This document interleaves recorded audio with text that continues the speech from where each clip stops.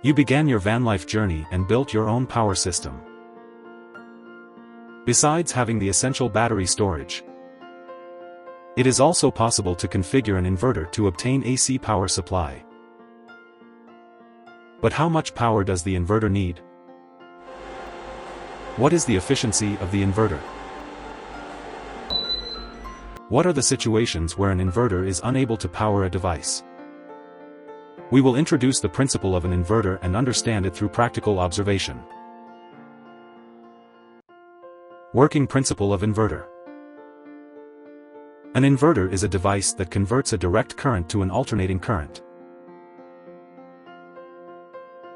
The main components include a boost converter for boosting. H-bridge converts current to AC. MCU is the brain of inverter, processes various instructions. LC filter is used to eliminate unwanted signals. These internal circuits generate heat when they operate. This heat needs to be dissipated timely so as not to reduce the efficiency. In the process of converting AC power, there are two types of output waveforms: pure sine wave, modified sine wave. A pure sine wave is the most common signal in terms of frequency. The power supply from the main socket is a sine wave. It can be used for all types of AC appliances with low energy loss, but the technical requirements and costs are high. Corrected sine wave is a square wave AC of poor quality. The circuit is corrected to give a sine wave-like waveform. Most AC appliances can run on this type of power. However, some sensitive equipment will react adversely to this type of waveform. For example, microwave ovens, monitors, medical equipment, etc. This can lead to noise interference or inoperability. Exact wattage of inverter. There are many brands of inverters on the market with different specifications.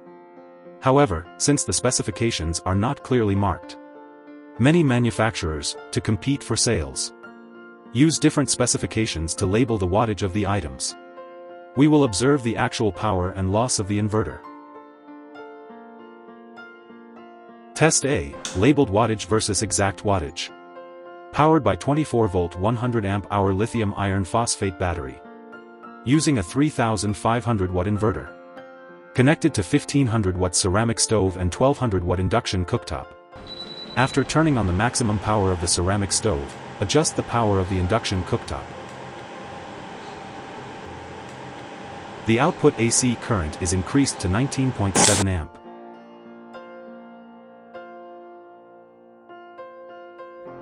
The inverter is damaged due to overvoltage and cannot be powered on. Dismantled the inverter and found that all 4 fuses were blown. After repairing the inverter, re-observe the real power of the inverter. After switching on the maximum power of the ceramic stove, meter measures the inverter output with a current of about 12 amp. Turn on the induction cooktop to increase the load power. The AC current is now about 14.3 amp and the voltage is about 110 volt. This means that the actual continuous power consumption is about 1573 watt. After less than a minute, the inverter stopped working due to overload. Turn the inverter back on.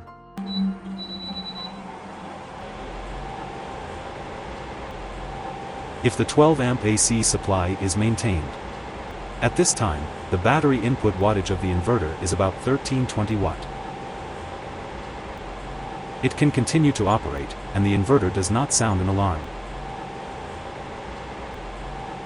However, there is a discrepancy with the output power of the inverter. Observe inverter losses. The components in the inverter have a rated operating temperature, and some of them will heat up during operation. For example, MOSFET, inductor, and transformer. This heat energy is also the loss from the conversion of electrical energy by the inverter. If the heat dissipation performance of the inverter is poor, with continuous usage, the temperature will increase higher and higher.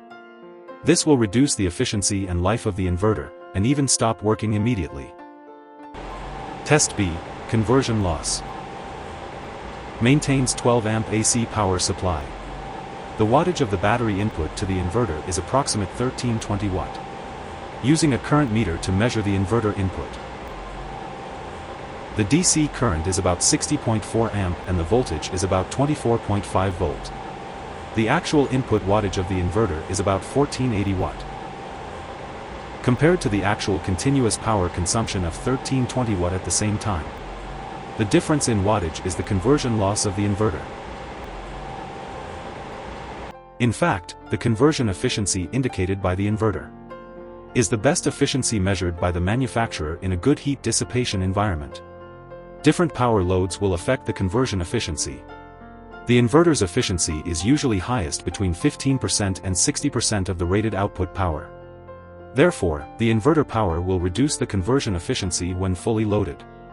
And below 15% output will make the conversion efficiency drop rapidly. For example, the efficiency may be as low as 5% when connected to a cell phone for charging. In addition to the conversion loss, another loss is the basic standby loss.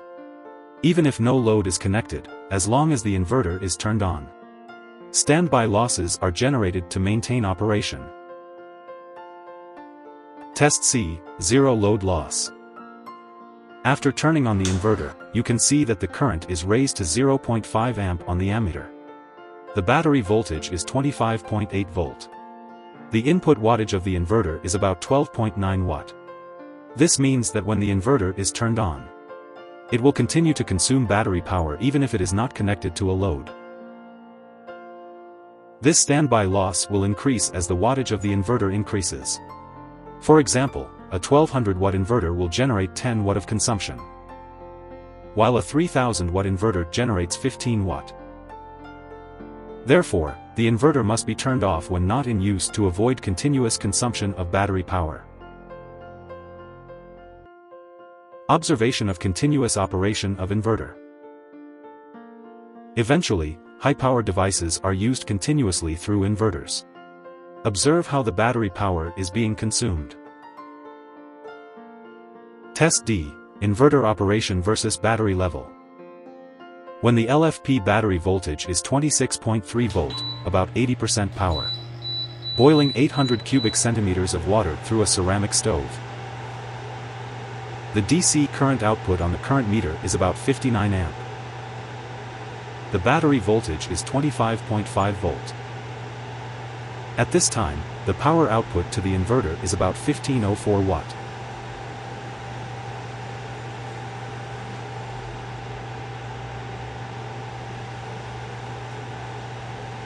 After 15 minutes,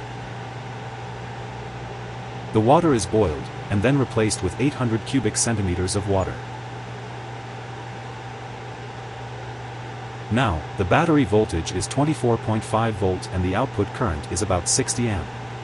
The power output to the inverter is about 1470 watt.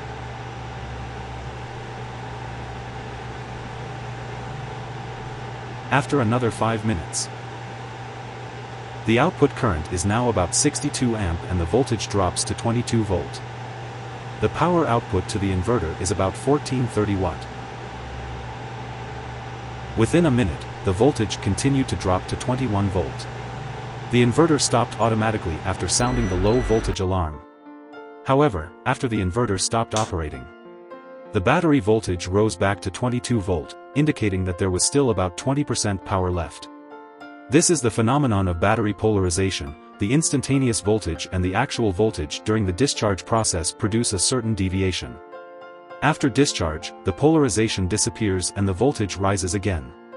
Depending on the ratio of inverter power/battery capacity, this percentage may vary. Take this observation as an example. The inverter does not fully use the battery power. The last 20% of the battery power is not available to the inverter. Conclusions and recommendations. Energy storage devices in vehicles are expensive and have limited power, so they must be used efficiently. When buying an inverter, be sure to know the wattage of the appliance you need, and choose the inverter with sufficient wattage. Second, consider placing it in a well-ventilated space to dissipate heat and take safety precautions. The power supply through the inverter will generate additional losses, coupled with high-power AC equipment, resulting in faster than expected battery power loss. Battery storage capacity should be increased relatively. Additionally, in response to the trend of van life, various DC equipment has been developed in the market. For example, DC refrigerator, DC kettle, DC air conditioner and DC heating furnace. The benefits of using DC equipment is: direct connection to the battery avoids unnecessary conversion consumption. And with the low power of DC equipment, you can use multiple appliances at the same time. No power limitations from the inverter and no worries about power overload. Therefore, it is recommended that when van life, do not directly use the AC appliances at home in the car. Try choosing a DC device with a small size. Not only makes battery use more efficient, it is also easier to store equipment and has relatively more interior space. If there are AC appliances that must be used, and there is no DC option, e.g. medical equipment, select the appropriate wattage inverter for individual use, and use DC power for the rest of the equipment. Adopting this flexible power consumption method can improve the efficiency of battery consumption. I hope this advice will help you in the use of inverters.